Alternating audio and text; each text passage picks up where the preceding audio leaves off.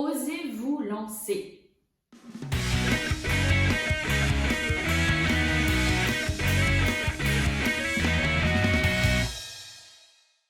Bonjour à toutes et à tous et bienvenue sur Autre bien, faut que j'essaye. Aujourd'hui une vidéo un petit peu particulière. J'ai eu envie en fait un petit peu, alors ça peut paraître prétentieux, mais un petit peu envie de vous coacher. En fait quand je regarde un petit peu les différentes questions qu'il peut y avoir sur ma page Facebook et sur le groupe, je sens que vous avez besoin qu'on vous aide sur des choses qui peuvent paraître des fois peut-être un petit peu évidentes. Vous avez l'impression que ce sont des questions bêtes, mais non, il n'y a pas de questions bêtes quand on débute. Donc je vous ai demandé un petit peu quel sujet vous aimeriez que je traite dans cette vidéo. Et bien c'est ce que je vais faire tout de suite. C'est parti! La première chose que j'ai envie de vous dire, c'est osez vous lancer. Vous avez envie de vous lancer dans la couture, lancez-vous dans la couture. Vous avez envie de faire du tricot, lancez-vous dans le tricot. Documentez-vous. Aujourd'hui, avec les réseaux sociaux, il y a moyen de trouver plein d'informations et plein de tutos. Alors c'est vrai que moi, ma chaîne est un petit peu plus consacrée au scrapbooking. J'ai été animatrice pendant 10 ans en France. Si vous voulez retrouver un petit peu mon parcours, je vous invite à cliquer sur la vidéo qui apparaît où je vous raconte effectivement un petit peu mon parcours et comment j'en suis arrivée à faire du scrapbooking. Donc ce que j'ai envie de vous dire, c'est lancez-vous, mais n'essayez pas de vouloir faire quelque chose de trop compliqué au départ, au risque de vous décourager. Quand on apprend à marcher, et bien justement on apprend d'abord, on fait un pas, deux pas, trois pas, et après seulement on va courir. Et bien pour le scrapbooking c'est pareil, ou les autres loisirs créatifs. Commencez par des choses accessibles qui ne vont pas vous décourager. Si vous vous lancez tout de suite dans quelque chose de trop compliqué, et bien comme dit, vous allez être découragé, vous allez dire oh non, c'est pas pour moi, j'arrive pas à avoir les mêmes résultats qu'un tel ou un tel, donc vous n'y arriverez pas. Ne vous comparez pas aux autres non plus. C'est-à-dire que chacun a sa sensibilité artistique, chacun a ses goûts. Quand j'étais petite, je disais dans la vie, chacun ses goûts, chacun ses couleurs. Non, chacun sa vie, chacun ses goûts. Voilà comment je disais. Je suis sûre que ma grand-mère qui me regarde de là-haut, elle doit sourire en m'entendant dire ça. Donc voilà, donc surtout, ne vous comparez pas aux autres. Si vous aimez telle couleur, tel style, etc., osez vous lancer et surtout, faites-vous plaisir. Ça s'appelle des loisirs créatifs. On a suffisamment de contraintes toute la journée, toute l'année, entre le travail, l'école, etc. Donc, quand vous êtes dans votre petit coin, dans votre petite bulle créative, et bien surtout, faites-vous plaisir.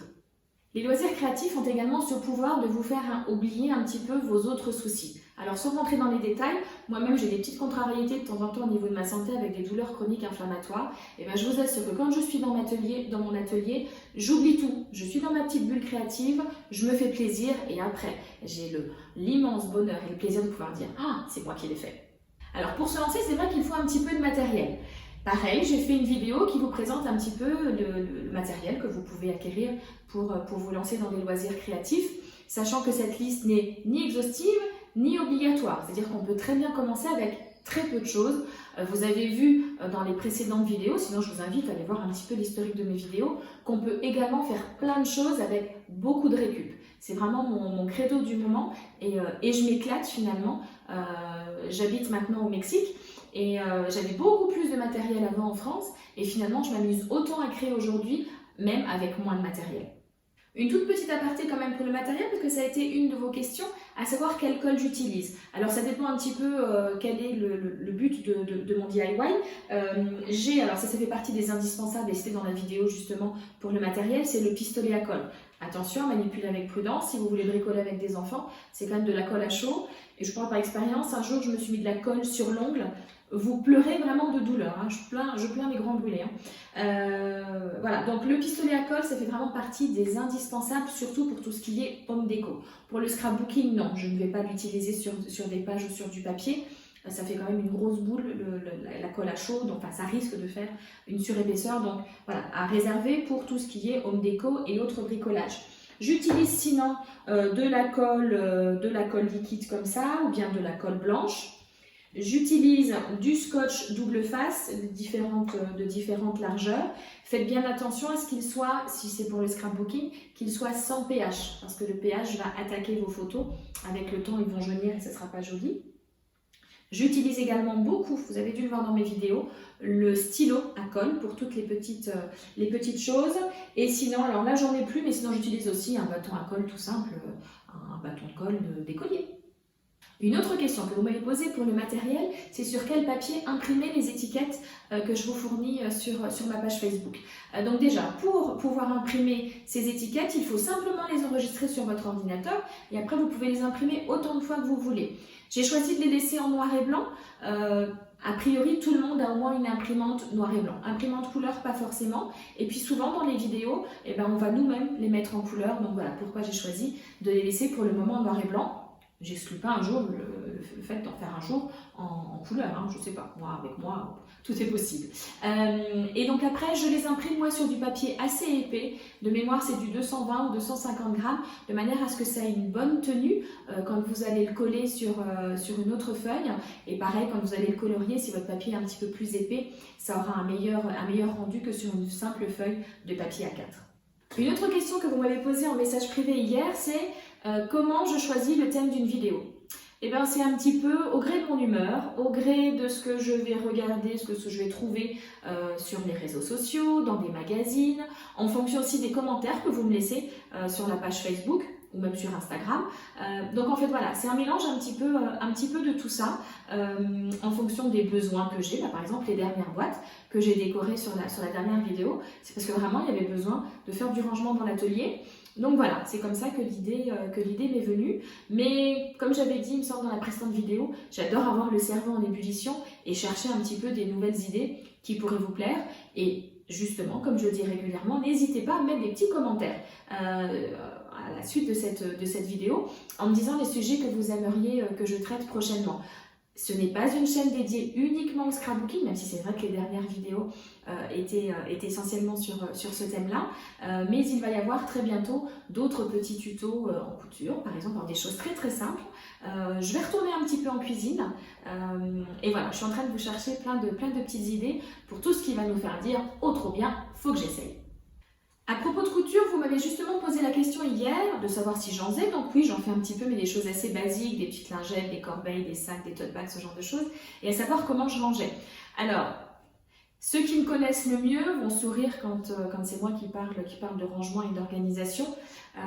Comme toute créative qui se respecte, j'ai tendance à m'étaler un petit peu. Bon, voilà, c'est normal, c'est pas très grave. Ça ne se soigne pas, mais c'est pas grave non plus.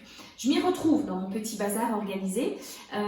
Mes tissus sont simplement rangés dans un carton. Ce carton est mis dans mon dressing. Et j'ai une petite corbeille dans laquelle j'ai mis toutes mes petites aiguilles. Et dans mon meuble, alors je ne sais pas s'il va se voir comme je suis mise là, dans ce meuble-là, j'ai notamment une corbeille où dedans il y a mes différents ciseaux.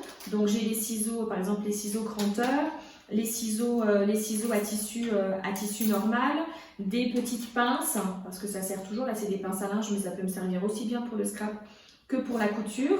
Et dans une autre boîte, mais qui n'est pas à côté de moi, je vais aller la chercher tout de suite, j'ai rangé tous mes fils. Voilà, donc dans une boîte comme ça, compartiment, j'ai rangé mes fils en fonction des couleurs et j'ai mis les petites canettes également assorties. Vous voyez, pour quelqu'un qui n'est pas si bien organisé, c'est pas si mal que ça. Et dans une autre petite corbeille, c'est la toute première corbeille que j'ai réalisée en couture. Et j'ai ma petite boîte avec les épingles, j'ai le cutter comme ça rotatif pour couper du tissu, des petits crochets pour faire les petits pics pour faire du crochet. Du crochet quoi, j'ai un doute maintenant de la façon dont ça s'appelle. Voilà, en tout cas dans cette petite corbeille là, ah oui j'ai le découvite aussi. Ça c'est le matériel indispensable quand on fait de la couture. Voilà, donc la couture ce n'est pas ce qui prend le plus de place dans mon atelier, mais j'ai quand même mes petits rangements et sur un bureau à part, j'ai ma machine à coudre. Vous m'avez également demandé comment assortir vos papiers. Alors j'ai envie de vous dire que c'est un petit peu comme vous en avez envie. Comme je disais tout à l'heure, moi le terme de règles ou d'obligations et les loisirs créatifs, je trouve que c'est pas très cohérent.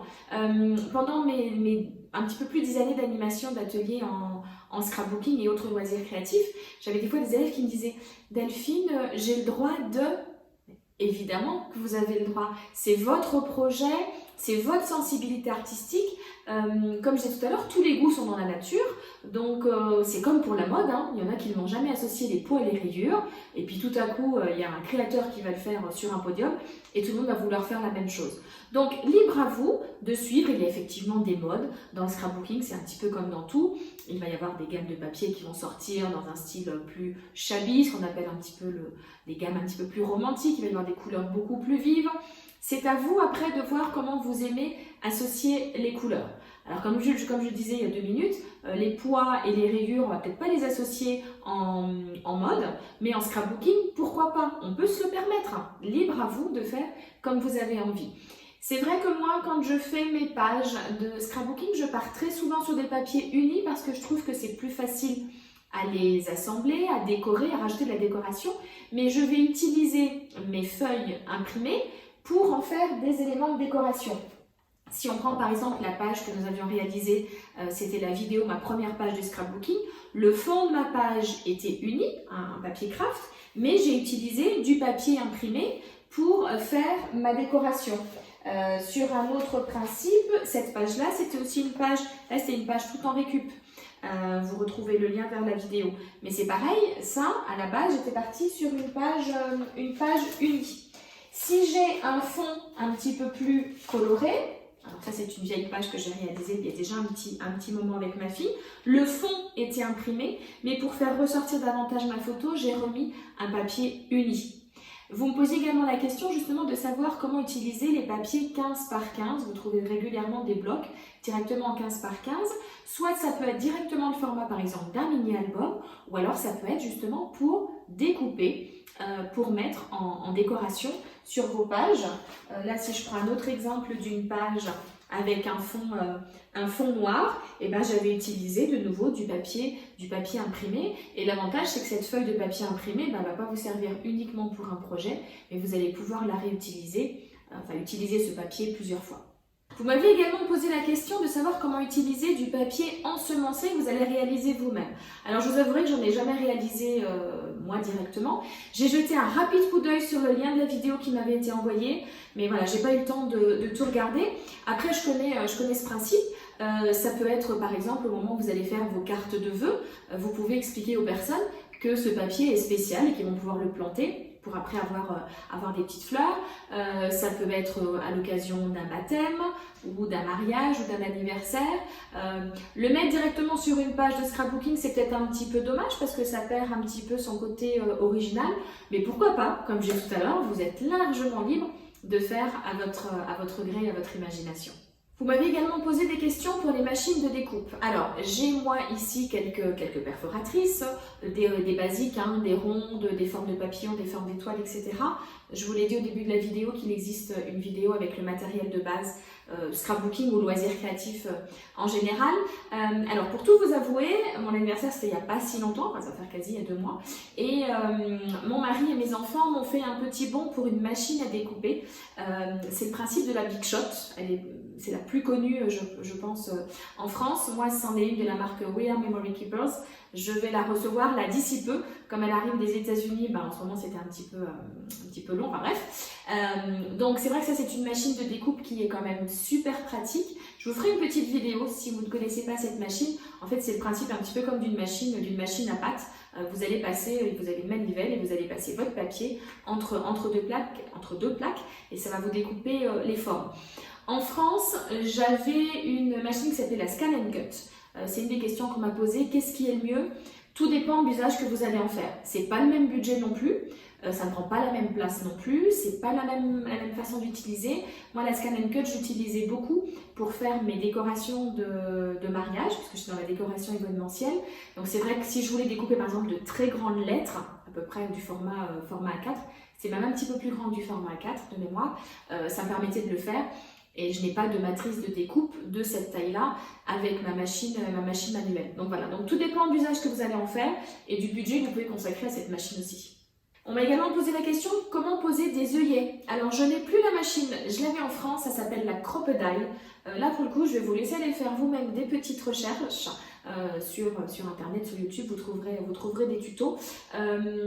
Après, je trouvais, alors en toute objectivité, que des fois, c'était pas évident de toujours très très bien poser les œillets. Alors peut-être que je savais pas suffisamment bien faire, mais voilà, en tout cas, il existe des machines, donc ça s'appelle, enfin des appareils, ça s'appelle donc la Crop Up Dial. Je vous l'écris ici pour savoir comment ça s'écrit. Et là, pour le coup, je vais faire des petites recherches. Autre question un petit peu sur la technique en scrapbooking, on m'a demandé si je faisais moi-même mes structures d'albums. Alors oui, mais moi je reste dans la simplicité. Vous avez vu que les tutos que je vous propose ici, c'est quand même plus axé au niveau des débutantes. Je vous avouerai que moi-même, des fois, me plonger dans un projet où je sais qu'il va me prendre 2 jours. Alors évidemment, 2 jours, ça peut être que 2 heures ou ça peut être 8 heures, ça dépend du temps qu'on a à consacrer. Voilà, je trouve que c'est trop long et moi j'aime, je vous l'avoue, avoir assez rapidement un résultat et me dire à la fin de la journée, ah chouette, j'ai pu faire ça. Donc vous retrouverez dans la playlist des vidéos différents tutos pour réaliser des mini-albums. Alors soit j'utilise comme ici, c'était le principe des sachets, donc pour faire un paper bag. Une des personnes sur le groupe l'a réalisé avec des enveloppes, et ça rendait très très bien aussi si vous ne trouvez pas ces sachets. Voilà, donc où je mettais ça à l'intérieur, et finalement la structure de mon album elle est toute faite puisque ce sont les sachets qui sont ici. Après, sinon, j'ai fait d'autres albums où en fait je les ai simplement reliés ici avec des anneaux, et où à l'intérieur ce sont, je veux dire simplement, oui finalement c'est ça, simplement des feuilles décorées. Donc voilà, je vous réaliserai quand même un jour un tuto un petit peu plus complexe si vous voulez vous y mettre un petit peu à des choses voilà, un petit peu plus complexes sur des structures d'albums. Sinon, je sais qu'il existe aussi des structures déjà faites, vous n'avez plus qu'à décorer, mais bon, je vous l'accorde, quand on se met au loisir créatif, on a envie de faire un maximum de choses soi-même. Je pense vous avoir à peu près tout dit, en tout cas par rapport aux dernières questions, enfin aux questions que vous avez pu me poser sur ma page Facebook ou directement en message privé. En tout cas voilà, si je devais résumer en 2-3 mots, c'est faites-vous plaisir, détendez-vous en faisant du loisir créatif. Si vous avez envie d'associer des couleurs, ou certaines personnes vont vous dire « Oh, t'as associé comme ça », si vous, ça vous plaît, c'est l'essentiel. Alors peut-être qu'il y en a certaines qui ont fait des études dans les beaux-arts qui vont dire « Mais non, ça, on n'a pas le droit ». Ce sont des loisirs créatifs. Donc surtout, amusez-vous, commencez par des choses simples, comme je vous le disais au début. Quand on se lance dans la cuisine, on ne commence pas tout de suite par faire un menu gastronomique pour 100 personnes. On va commencer petit à petit et puis on va suivre la recette au pied de la lettre. Et puis au fur et à mesure, on va prendre confiance et on va faire ses propres recettes. Et le loisir créatif, que ce soit le scrapbooking ou autre, c'est la même chose. Au départ, on va s'inspirer de ce qu'on va trouver dans les magazines, sur YouTube, sur les groupes Facebook, etc. Et puis au fur et à mesure, on va se dire « Ah tiens, ça je l'avais vu dans un autre tuto, je peux peut-être le rajouter ici, etc. etc. » Quand j'étais en atelier en France, j'avais certaines élèves qui prenaient mon projet et qui mesuraient exactement en centimètres près où j'avais collé la fleur, le papillon ou une autre étiquette. Et puis le deuxième cours, elle commençait un petit peu à mesurer un petit peu moins. Et puis le troisième cours, encore moins. Et le quatrième cours, elle se lâchait et elle prenait du plaisir à faire sa propre réalisation. C'est-à-dire que moi, je suis là pour vous inspirer, pour vous donner des conseils. J'étais ravie en fait quand les élèves faisaient exactement la même chose que moi, parce que je me disais chouette, ça leur plaît. Mais j'étais également ravie quand je les voyais se lancer, parce que je me disais que finalement, je leur avais transmis ma passion pour les loisirs créatifs. Et ça, franchement, c'est le plus beau des cadeaux.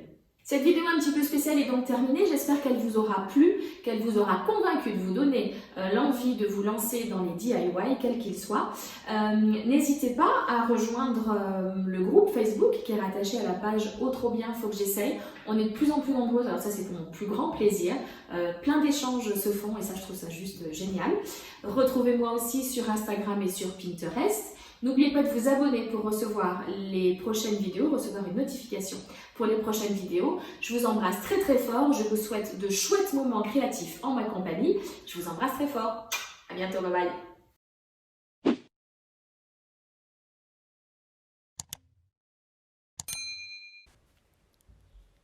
Et j'espère qu'en regardant cette vidéo, vous vous êtes dit « Oh trop bien, faut que j'essaye ».